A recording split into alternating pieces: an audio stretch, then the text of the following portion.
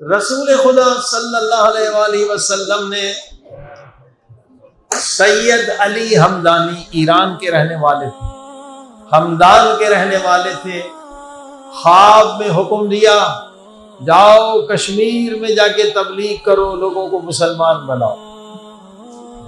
Syed Ali Hamdani, Hamdan Iran से आते हैं कश्मीर, वहां जादू का बड़ा जोर था। एक जादूगर ने कहा, ए सैयद, अगर तेरे अंदर करामत है तो मुझे दिखा, वरना मेरी करामत देख। जादूगर जादू के जोर पर हवा में खड़ा हो गया, पूरा शहर जमा है। सैयद, तू तबलीग करने आया है, अपनी करामत दिखा, मेरी करामत देख। वो जादू के जोर पर हवा में खड़ा हो गया।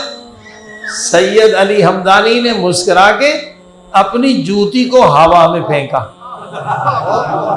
जूती हवा में गई और जादूगर के सर पे इतना पड़ी कि वो गिर गया। पूरा शहर मुसलमान हो गया। सलावत।